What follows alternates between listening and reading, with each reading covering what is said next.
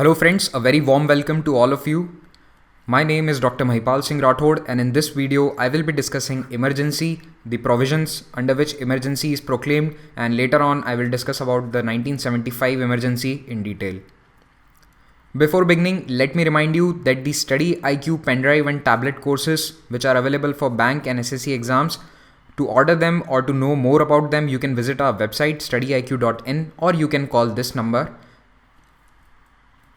So let us begin by knowing what exactly is emergency. See, in layman terms, what is emergency? It is a situation, for example, there is a fire in your home or there is a fire nearby you. So what will you do? You will either put off the fire, you will put water on it, or you will run. If the fire is very big, to save your life, you have to run. So these are some emergency situations in your day-to-day life. Similarly, the makers of our constitution thought that in future, the country can face some emergency situations where it has to take immediate action, it has to act fast, it has to act swift, and there won't be any time for discussions in parliament or taking everyone together. So at that time, the government will have to act quickly to save the country. So for that, we have an altered constitutional setup that has been given in the constitution, and that can be proclaimed by the president, and he proclaims it when there is a grave threat to the country from internal or external sources, or there is a financial situation. Why is such a state of emergency needed? So as I told you already, that the makers of the constitution thought that there might be a situation in which the sovereignty, unity, security and integrity of the country is at risk. There can be unforeseen and unusual circumstances, that is some situations that are not normal, and there we need quick decision making and without any time and space for dissent. So at that time, we will need some special provisions which will enable the government to work to stop this emergency. So in this, the unitary nature of the constitution comes out and the federal nature is suppressed. What do you mean by federal nature? It means that the state's power will go down and the center's power will go up. This is the basic gist of emergency, okay? Always remember this. Unitary nature, that is the center is made all powerful. Center can do anything in emergency. Mostly it can make all kinds of laws and take all the decisions which normally require the states to act on them by themselves. So this is the main gist of emergency powers. So this is an abnormality in the Indian constitution. Usually there are always checks and balances. It is not that center can do whatever it wants. There are some powers to the state, to the governors. Then there are some powers to the judiciary. Then there are some powers to the legislative. So it is a system of checks and balances. But in this emergency, this system of checks and balances is a little loose and the center government is all powerful. So what are the emergency provisions? Where are they mentioned in the constitution? They are in part 18 and the articles are 352 to 360 and also 365. So these emergency provisions have been inspired by or taken from the Weimar Constitution of Germany. See, Weimar was the name of Germany from 1919 to 1933. It was called Weimar Republic and that constitution is called Weimar Constitution. So from there we have borrowed these emergency provisions. There are three types of emergency in Indian constitution. The first is national emergency, where the central government will proclaim the entire country at emergency, at the state of emergency. The article is 352. You should know this even with your eyes closed. If someone wakes you up at 3 a.m. in the night and asks you what are the provisions, articles related to state emergency, national emergency and financial ones, you should be able to tell them. Okay. Then there is President's Rule, commonly known as state emergency, but officially in the constitution it is written as President's Rule. So this is for the states, Article 356, and finally there is the financial emergency, Article 360. Now we will look at what are the different grounds for proclamation of each one. So for national emergency, there are only three conditions in which it can be proclaimed. First is war, if some country attacks us or brings its armies. Then second is external aggression. You might think that war and external aggression is the same, but it is a little different, okay? In external aggression, there can be some group which is waging war against India. Let's say tomorrow some terrorist organization decides to wage war against India, but it is not supported by any government, so it is a non-state actor. What is it? It's a non-state actor. So this non-state actor will be doing external aggression against India, and we can proclaim emergency in such a condition. Not we, the president can, I'm sorry. Then the third is armed rebellion. It means that there are some groups in the country, or there are some people in the country who have taken up weapons in their hands and they are rebelling against the country. They want independence, or they want autonomy, or whatever their demand is. But if they take up weapons, then the government can proclaim emergency. Earlier, the third reason was internal disturbance in the original constitution in 1950. But later on in 1978, it was changed to armed rebellion. Because see, internal disturbance is a very vague term. Internal disturbance can be anything. It is very subjective term, okay? For someone, internal disturbance could be the problem of Naxalism. For someone else, it could be people protesting outside the Prime Minister's house for 10 days. That is also internal disturbance. So it is very vague. So that is why it was changed to armed rebellion. Finally, all these three conditions, if there is an imminent threat that any of the above situations is going to come, then also emergency can be declared. So even before some country attacks us, but we have intelligence that tomorrow Pakistan is going to attack India. So that day itself, emergency can be proclaimed. Okay. Then the grounds for proclamation of President's Rule. President's Rule or state emergency is proclaimed when there is the failure of constitutional machinery in the state. Remember these words, you have to write these down exactly as it is whenever you have to write, you're writing answers in your mains or any subjective paper. Constitutional machinery, what do you mean by constitutional machinery? See, if the state is not functioning, the state government is not functioning properly, there is some problem in the state, there is no proper government, someone has not formed the government, the ruling government has lost its majority, or there is large scale disturbance, the government is not actually able to govern. So in that case, the governor will send a report to the president asking him to proclaim the president's rule. So this is the power of the governor and governor only. Okay, this is under Article 356. Then there is one small reason, failure to comply with the directions of the center. This is in Article 365. Remember this, okay? People usually forget this one. What do you mean by failure to comply with the directions? If the central government is asking the state that you apply this scheme that we are telling you, or you give us some data that we are asking, or you act against someone, so whatever the direction may be. But if the state government refuses to accept, then also there is the president's rule can be proclaimed in that state. But usually it is not done because of the democratic nature of our system and the federal nature of our system. Usually this president's rule is very rarely proclaimed. Majorly this one is done, and that too mostly it is done whenever there is no party is able to form government. You should read the Sarkaria Commission report. Sarkaria Commission gave its recommendations that when this president's rule should be proclaimed in a state, it gave all the conditions in which it should be and all the conditions in which it should not be proclaimed. The original constitution does not give any reasons. It just says this much, these three words, failure of constitutional machinery, that's it. But this is also a very vague and subjective term. So the Sarkaria Commission explained this, and they have recommended, and also in future many Supreme Court judgments have stamped over the Sarkaria Commission recommendations. This is very important for 2017 because of the elections that happened in Goa and Manipur, where the government formation was a bit tricky. So you should read the Sarkaria Commission recommendations before giving any examination, especially the UPSC prelims this year. Then there is the ground for proclamation of financial emergency, Article 360. So it is very simple to remember. If there is any threat to the financial stability of the country or the credit of India, basically there is any large scale economic disaster that is going to come, or the economy of the country is very bad, in very, very bad. I don't mean like the normal bad, okay? Then it can be proclaimed a financial emergency. So this will give some powers to the center government. It can curb the salaries of its workers. It can also have many other changes in the economy, which normally it doesn't have the power to do. So how many times has the national emergency been proclaimed? In this video, mainly we will be talking about the national emergency. Okay, so first time it was proclaimed in 1962. And why? Because of the Indochina War. Later on in 65, there was another war. So the first emergency was not over. Before that only this second war started, and so it continued up till January 1968. For 5-6 years, this first emergency went on. Second one was Indo-Pak War in 1971.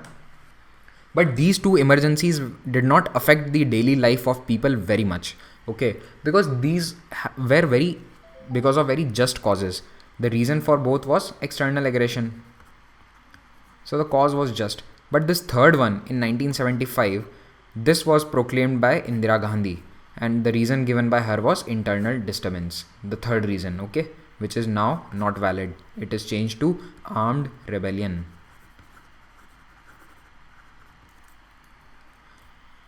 So the proclamation of national emergency, how is it done? I will tell you the procedure. So it can be proclaimed only by the president, but on the written advice of the Union Cabinet. So the entire cabinet has to give it in writing to the president that please sir, proclaim national emergency. Earlier it was not so. Earlier only verbal advice was okay. The prime minister could just walk into president's house and ask him to proclaim emergency and he could do it. But 44th constitutional amendment changed everything. This amendment was brought after the emergency was over in 77. Okay, and it brought in a lot of changes in this article 352. I will condense all the changes by the 44th amendment at the end of the lecture as well.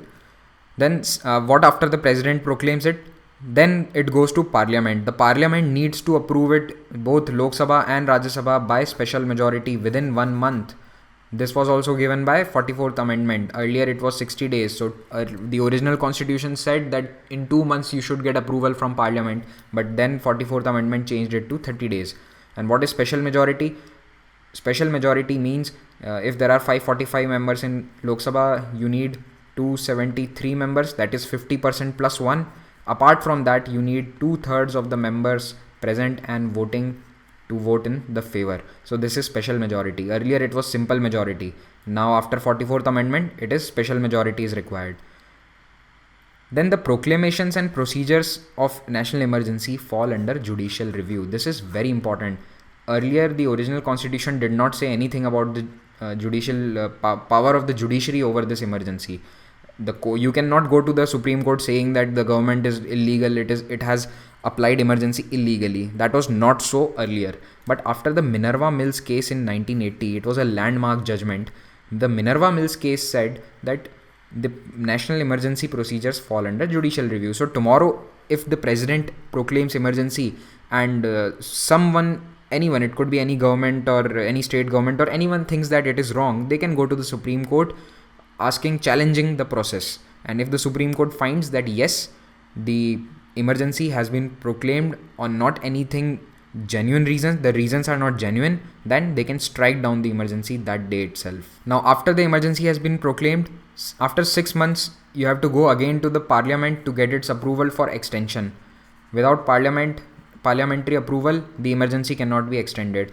Again, earlier it was 1 year. So once it is approved, after 1 year it has to be renewed. But then 44th amendment changed it to 6 months, this time period. So let's say if some government decides to extend the emergency 10 times. So tell me how many years the emergency went on. Then it can be continued indefinitely. So you can extend it 10 times, 20 times, 30 times. So it can go on for as number of years as it is required. There is no limit. There is no ceiling. Fine. But there is a ceiling on president's rule in states. That is 3 years. It cannot be more than 3 years in state. But for national emergency, there is no time limit. Then we talk about revocation. Revocation means the removal of emergency. So it can be removed by president anytime he desires. Okay, anytime he wants, he can simply remove it. But usually he does not do that. President always takes all his decisions according to the Council of Ministers, according to the advice received by the Prime Minister and the Council of Ministers. So they will advise him that, sir, please remove it, and he will remove it. And by Lok Sabha. Lok Sabha also has the power to revoke the national emergency. All they have to do is pass a bill by simple majority. No special majority required. So you might have seen that it is very difficult to impose, but it is very easy to revoke. Okay. Now, what exactly happens during an emergency? So, what are the changes that happen during the emergency? The first one will be the change in center-state relations. As I told you earlier, emergency powers make the unitary nature of our constitution come out and the federal nature goes down. So, you know that there are 3 lists of subjects on which laws can be framed. The first is union list, then the second is state list, and the third is concurrent list. So normally the center government can frame laws on union list and on concurrent list, but not state. But when emergency is proclaimed, if they think that any state law is not correct or they want to change it, they can make law on the state subject as well. Now, it does not mean that the state government stops functioning in an emergency or the state Vidhan Sabha is not functioning. No, the state legislative assembly will do its normal work, whatever it is doing, but the center has the power that it may, if it wants, it may override that law by making another law by itself. Okay. Then there are other changes like the budgetary allocations, the budget allocation by center to the states, that can be changed drastically. It can be increased, it can be decreased, whatever the center wants. Then what is the effect on the life of Lok Sabha and State Assembly? Usually the term is 5 years for both of them in normal conditions, but when there is emergency, their term gets extended by 1 year, and after every 1 year it has to be extended by 1 year continuously. Okay, so they can be extended, but as soon as the emergency is revoked, then within 6 months fresh elections have to be held. This is compulsory. 6 months within the revocation of an emergency. Then there are some effects on the fundamental rights. Article 19, that is the right to speech, right to freedom of speech, right to association, union, that is suspended. It is not necessarily there. This remains only in the case of internal emergency. What is internal emergency? When the cause of emergency is armed rebellion, that is internal. So if there is the first two causes, that is, first cause was war and second was external aggression. If these are the causes for emergency, then no, Article 19 will be gone.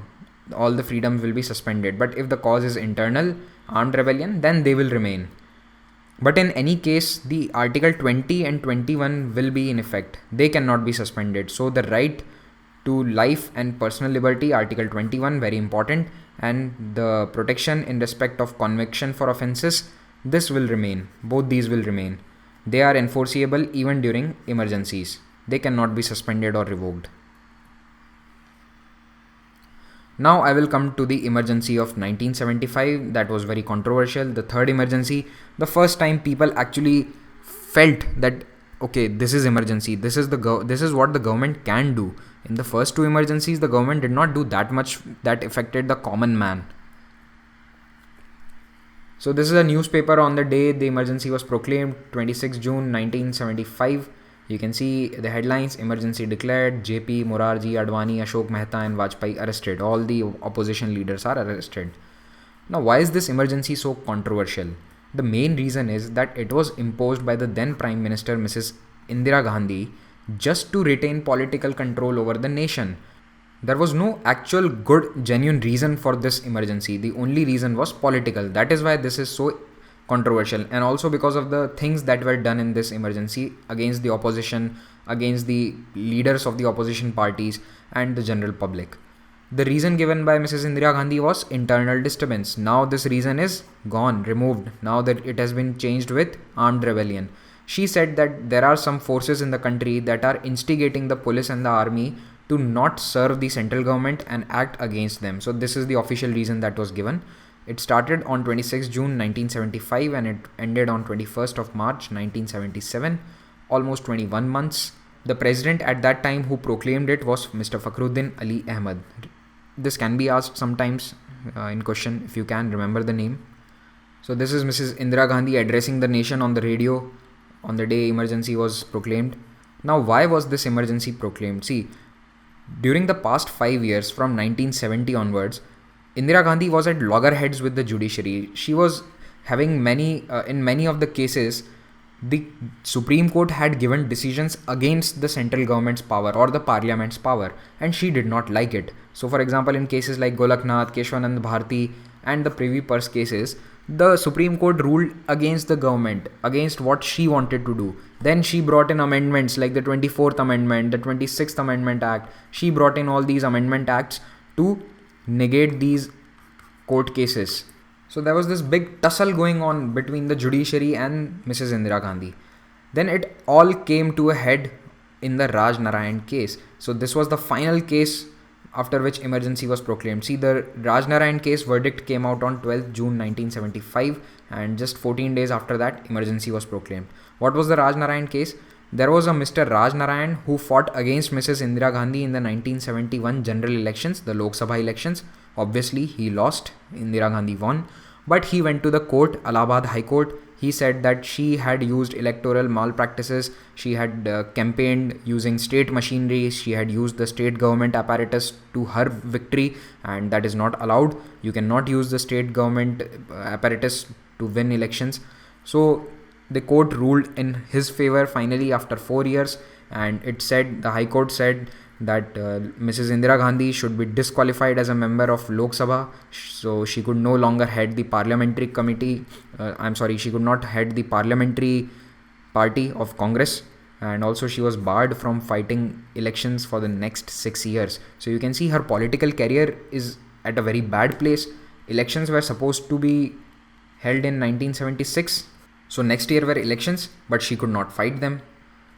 So what she did was she decided to proclaim emergency to retain the political power in her hand, because otherwise she would have to resign as the prime minister, because she was disqualified as a member of Lok Sabha.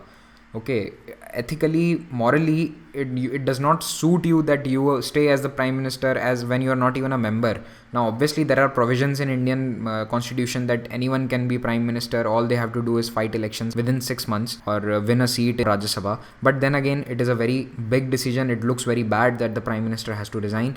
So instead of resigning, or instead of forming a new government or fighting a new election, what she did was she proclaimed emergency. Also, another thing was going on at that time, that was the JP movement or the total revolution. This is also going on in 74-75. So simultaneously, on one side you have that tussle with the judiciary, and in the same background you have this movement by Jai Prakash Narayan starting in the early 70s. See, there were two movements. The first movement was the Nav Nirman Andolan in Gujarat. This was by students. They protested against the Congress government there, and the government fell. Similarly, there was a movement by students in Bihar.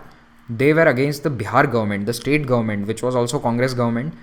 So they started protesting against that state government, and they were led by the veteran socialist freedom fighter Jai Prakash Narayan. He was a very old leader of Congress. He had been a very big freedom fighter. He was a very tall statured leader of the Congress, but he had gone into kind of retirement. He was not there in active politics, but he came back to lead this movement. So slowly the demand against the Bihar's government, it became a demand against the central government, that the central government should resign. Why? Because Indira Gandhi was doing many anti-democratic activities. She was subverting the judiciary. She was subverting the parliamentary democracy of India. She was doing so many things which were not healthy for the public institutions of India. This is what Jai Prakash Narayan said. He said that give me 1 year and I will build a new country. He called for total revolution, Purna Kranti. So he wanted to build a new India, no corruption, nothing, with students. So there were massive student protests, dharnas and demonstrations for almost 1 year all around India, especially in the northern India. And these protests were all non-violent, because he himself was a big Gandhian. He followed the philosophy of Gandhiji. So non-violent satyagraha by Jai Prakash Narayan, and this built up a momentum, and Indira Gandhi was very scared. So all this was going on, and this atmosphere, suddenly that Raj Narayan decision came, and she was no longer a member of the Lok Sabha. So in this backdrop, she proclaimed the emergency. She said that this total revolution is wrong and it is leading to internal disturbance in the country. In this photograph, you see George Fernandez here. He's addressing a huge rally of the railway employees. So there was a large railway strike called by George Fernandez and other leaders against the government. And Indira Gandhi crushed this strike so badly that many of the leaders were arrested. And whoever was arrested, their family was thrown out of their government accommodation, the government quarters. They were thrown out of them. And this is the kind of crackdown that Indira Gandhi did on the protesting and people who were doing this hartal. What were the other harsh measures of the emergency? Now, as soon as the emergency was proclaimed, Indira Gandhi started rewriting the laws because she had majority in the parliament. So she passed bills as she wanted, and sometimes she felt that the parliamentary process is slow and she wanted some bill tomorrow, so she just passed an ordinance. So numerous ordinances were passed, and a very famous act called 42nd Constitutional Amendment Act 1976 was passed, and this is sometimes called as the mini constitution, and it brought in a lot of changes in the constitution of India. It tried to bring in many changes, especially in the emergency laws and so on, and also in many other aspects.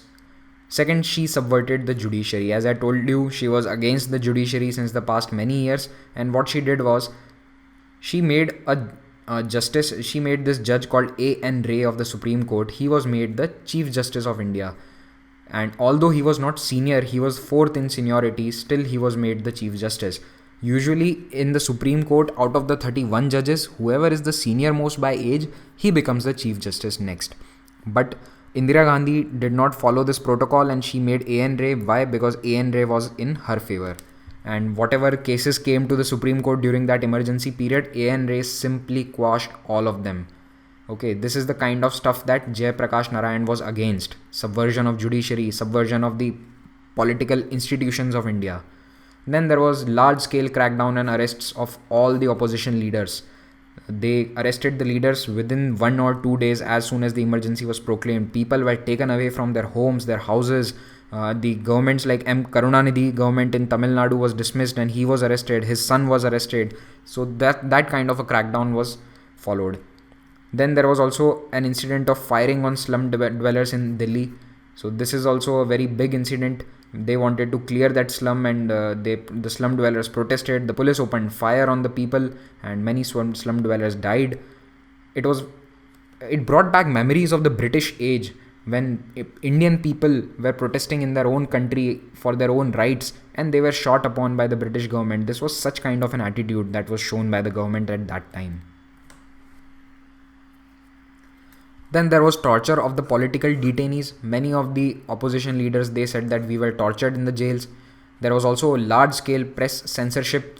All the newspapers were not allowed to print their editorials criticizing the government. In fact, many newspapers ran blank pages as a form of protest against this government censorship. No movies that were criticizing government, no films that criticized any aspect of the government policies were allowed to be screened. This censorship also prevailed to the other mediums like magazines and any kind of other media. Then fundamental rights were suspended. All the fundamental rights. I told you that Article 20 and 21 cannot be suspended, but earlier it was not so. At that time, it was suspended, but again, when the 44th Amendment was passed, after this emergency was over, then it was included that Article 20 and 21 will always be there. It will always be enforceable. But at that time, during 75 to 77 period, all the fundamental rights were suspended. Then there were forced sterilization campaigns. Sterilization means that vasectomy is done in men so that they cannot reproduce, they cannot have any more children. So the population of India was growing, and to combat that, Mr. Sanjay Gandhi pushed for this sterilization campaign. And earlier it was voluntary. This sterilization campaign was voluntary, but when emergency was proclaimed, people were forcibly sterilized. Even young kids like 18 or 20-year-old boys who were not even married, they were sterilized. 70-year-old people were sterilized just to show better record. This is a cartoon from that time. You can see this is the common man of R.K. Lakshman. He is hiding his face inside a newspaper because the press was gagged. They were not allowed to speak, so he does not have anything to say or anything to express. In fact, this cartoon was not allowed to be published in India. It was published outside India. Then this is a photograph of Mr. Narendra Modi, our current Prime Minister. So he was a junior leader at that time. All the senior leaders were arrested. So all the junior leaders, they went underground. It means that they went into hiding. And if they had to move around, they had to use such tricks. Like, see, he is using a Sikh turban and mustache and fake beard so that no one recognizes him. So all the junior leaders moved like this. So many people like Lalu Prasad Yadav, Nitish Kumar, all these current leaders of the country that you see, they came up during those times. They started their political careers during that emergency time period or the JP Andolan. after 2 years, almost 2 years, and a lot of international and domestic pressures, the emergency was finally revoked in March 1977. Elections were held and Congress lost that election very badly to Janata Party. This Janata Party was a coalition of all the opposition parties coming together, and they won, and Morarji Desai became the Prime Minister. Actually, this Morarji Desai was also earlier a Congress member, but 10 years back, around 1968 or 69, he had a fight with Indira Gandhi and he left Congress. Then this Morarji Desai government constituted a Shah Commission, and this Shah Commission was to look into the conditions, causes and actions during the emergency, and they found no credible reason for proclaiming that emergency. They said that emergency was totally useless. There was no reason that emergency had to be proclaimed. Okay, the reasons were purely political, and they also tried to bring all the leaders of Congress party to justice, but unfortunately, by the time that their hearing started, the Morarji Desai government had fallen and the Janata Party had broken up. One good thing that this Janata Party government did was that they brought in 44th Constitutional Amendment Act 1978, and this act made lots and lots of changes to the Article 352 to the national emergency provisions so that no one could abuse it later in the future. And one of the reasons that there has not been a national emergency proclaimed in India in the past 40 years is because of this amendment, because it makes proclaiming an emergency very tough. And also, any government that proclaims emergency will have a very negative lashback. They will have a very negative feedback from the public because of the memories of this old emergency. Now, I will list out the changes that were brought in by this amendment. First, the word internal disturbance were removed and armed rebellion was added, because internal disturbance was a very vague term. Then, earlier only verbal advice was required, now written advice by the cabinet to the president. Earlier, simple majority was required to proclaim emergency, but now for the approval in parliament, now a special majority was required. Then Article 19 can be suspended only in external aggression or war. So if the reason is armed rebellion, if it is armed rebellion, then it is called internal emergency, because the cause is internal inside India. So whenever there is internal emergency, this Article 19 cannot be revoked. It will be there. It cannot be suspended. And Article 20 and Article 21 will always be enforceable. They cannot be suspended. Then the approval time from Parliament, earlier it was 2 months. It was reduced to 1 month. You had to get the approval from Parliament within 1 month of the President proclaiming. And last, the 1 year time period for extension, that was reduced to 6 months. So every 6 months you have to get an extension from Lok Sabha to extend the emergency. So at the end of this, I have a question for you, and you have to do some answer writing practice. It is very important because this topic, emergency, is very, very important for mains. I cannot even stress the importance of this topic for mains. So the question is, the 1975 emergency acted as an immunization for Indian democracy. Comment. Immunization means like a kid is given a vaccine when he is small so that he does not fall ill in future. Okay, so for 2 days he will have fever, for 2 days that kid will cry, he will have some problem, but it will save him from future problem, disease in the future. So on that lines, frame your answer, write in comments. It's always good to write answers in public fora because there are people to give you feedback and to add to your points. And also if you write and someone else writes an answer, you can always compare and add more points to your answer. If you have been watching our videos and if you like them, share them with your friends, subscribe to our channel, and please give feedback in the comment section about this video, and you can suggest other topics on which you want us to make videos. When many people suggest a video, we do make it. So have a good day. Thank you very much.